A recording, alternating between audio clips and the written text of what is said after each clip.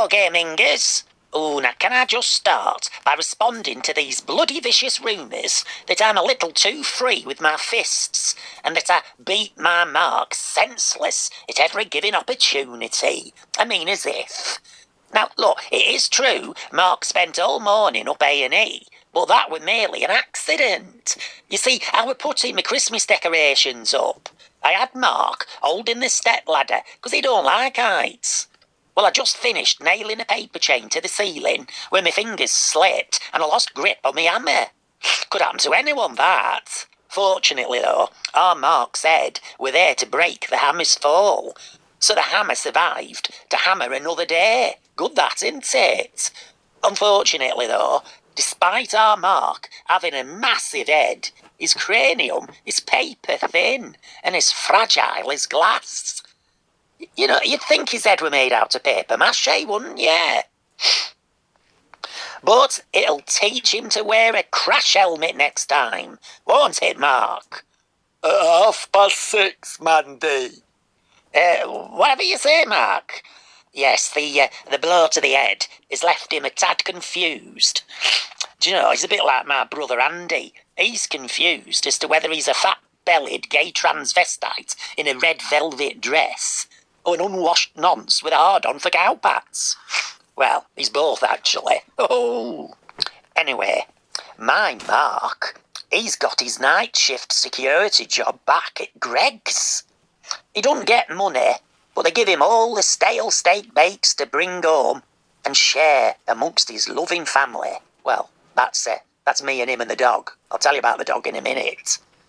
Do you know, it's cut our grocery bill down by 50%. It's fucking great. And who don't like Greg's steak bakes? Well, vegetarians and vegans, but they can just nibble the crust, can't they? Here, what's this, our Mark? Greg's wrappers? How many have you got in here? There's a bastard month's supply. Here, they've all been eaten. You've noshed the lot, you greedy bastard. What the fuck? What the bloody hell are we going to eat now? The fucking carpet? Right, Mark. Here, let me stick my fingers down your throat. Come on, fat boy. You're going to puke every last bit of steak bake back up.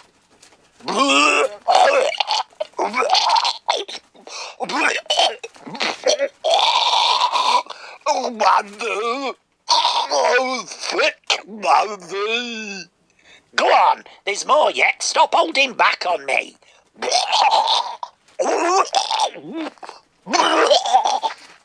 That's more like it. Now, first thing in the morning, you're going to take these Greg's wrappers full of sick and sell them to all those gobby hoodies and spotty college students.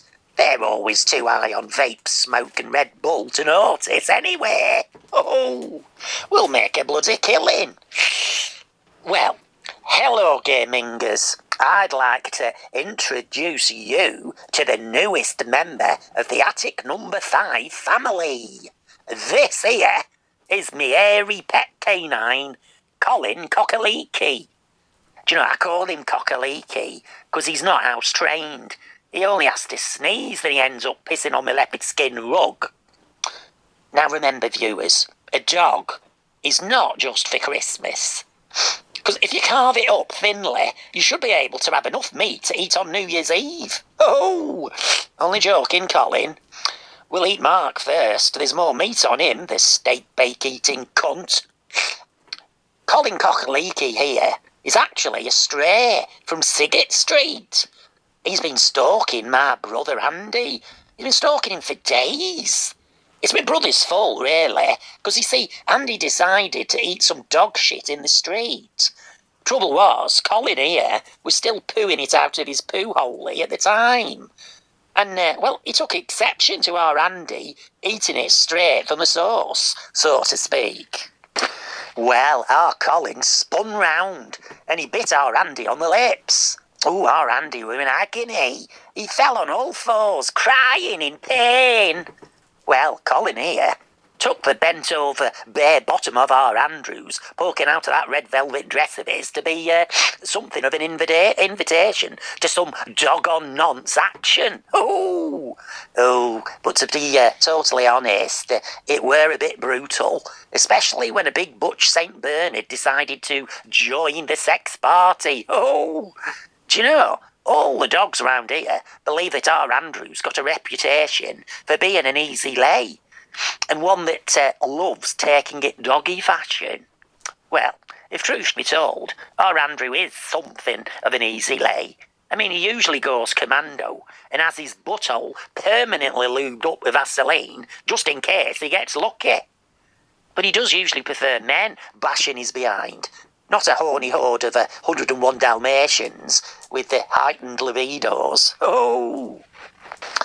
But, you know, I did feel sorry for Andy, because after he'd had his lips bitten by Colin, he couldn't bear to swig from his cider bottle, because of the pain, you see. And he had to stop putting salt on his cow slurry curry, because it stung so much.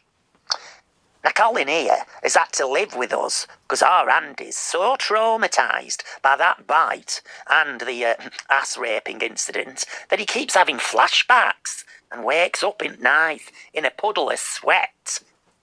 Well, he thought his nappy had leaked initially, but realised he were having a panic attack, and it were night terror sweats. Well, I mean, at least it washed the dried cow slurry off his body. I mean, that's a godsend, isn't it? But, you know, just the thought of Colin here staring in at him from across the street were too much for our Andy. Even though he's the goat, well, allegedly. Well, he phoned me and Mark up to collect Colin and dispose of him permanently. Well, I couldn't very well get rid of him. I mean, he's so cuddly and loving. He's licked me in places our Mark needs a fucking torch to find. Anyway, yeah, have you seen my brother Andy's famous black plastic bin full of crushed beer cans? Beer can? Bacon, Mandy. Me like bacon. No, not bacon. I said beer can. He's always thinking of feeding his fat round faces, Mark. Jesus, is all them steak bakes not enough for you?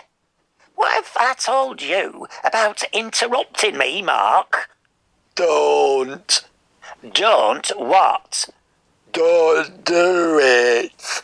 Exactly. See, who says home education don't work? Do you know, our Mark could read the word Greggs on a steak bake packet when he were only 2. Well, 2 weeks younger than he is now. But that's still impressive for a round-headed simpleton. Anyway, where was I? Oh yes, our Andy's big plastic dustbin full of crushed up beer cans. Do you know, his carers are so happy he uses that. Otherwise, his basement floor would be covered in crumpled cans and cowpats. Of course, he stole the idea from me. You see, I've got a big pink plastic bin just off camera. I put all my used tampons in it. Do you know, the trouble is, one night, my Mark came staggering back from our Andy's after sampling that barrel of mango homebrew. Do you know, I'm certain Andrew's got a severed pig's head floating in it. I think that's where Babe, the piglet actor, ended up after making that movie. You know, the one called Babe. Yeah, original lines. Anyway, my Mark stumbled in the dark and fell face first into my pink plastic bin. He was stuck in there all fucking night. Well, until I woke up and pulled him out by his ball sack. You did look awful, covered from head to foot in tampons, covered in my blood. Do you know, he looked like that Egyptian mummy. What's his name? King Tut. Tut, Mandy. Tut. Don't you bloody tut me, Mark. Do you want to go muff diving in my pink tampon bin again? And no, that's not a euphemism for me moist vagina. Now, some of you may have noticed that my Mark looks a bit of a cock. Well, that's a male chicken, isn't it? But you see, Mark's insisting on identifying as a chicken. I think it's just a phase he's going through. But you know, I came home from bingo t'other night, and he was sat on my box of Co-op free range eggs. Oh, well, look, I said to him, look, Mark, you'll never hatch them eggs out. You're too much of a chunky monkey, and the weight of your arse has crushed the cardboard egg box. Oh, it weren't a pretty sight. Poor Mark. Well, he were distraught as I tea-towelled 6 squashed eggy babies off his buttocks. You see, whereas some people are furries and like to be boned by a bloke in a furry dog costume, my Mark here, well, he prefers to be a feathery, as you can see. Mind you, he won't give up eating KFC. I mean, that's fucking cannibalism, isn't it? Colonel Sanders would pluck the fuck out of you, Mark, and shove you in his deep fat fryer. So think on, Mark. Besides, you could catch bird flu. But if you do, you can migrate and fuck off and take your bird disease with you. Well, look at YouTubers. I've got to go and clip Colin Cockaleeky's claws. Oh, do you know, I really hate getting scratched in bed. I'm the one that does the scratching in bed, ain't I, Mark? My back. It's got no skin. No skin on it now, Mandy. Back, so. Oh, shut the fuck up, Mark. Go lay a fucking egg, will ya? Anyway, like and subscribe to my channel, gamingers. Oh, and remember, an onion a day keeps randy-ass raping dogs away. Ta-ra! Right, Mark. I'm going to have a nice fucking McDonald's £quarter-pounder for me tea. But as you're a fucking bird, you'll only want the sesame seeds on the top of it, won't you? But, Mandy, I'm hungry. Well, I think we can come to some kind of arrangement. I'll let you have my McDonald's fries if I get some chicken tonight. Chicken tonight. If you know what I mean. Yes, I want some chicken licking. Hey! Will you do that for me, Mark? Oh, not again, Mandy. It makes me beak wet. Now look, Mark, I know that birds don't like to go near a pussy because they fear they're going to get eaten. But believe you me, if you don't do any chicken licking of my vagina, I'm going to get that fucking packet of Paxo stuffing out and fucking ram it up your fucking parson's nose and shove you in the oven with a load of fucking roast potatoes. Now fucking get her down there. Come on, I've got my knickers down. Now get down there and give me some seeing to. Alright, Mandy.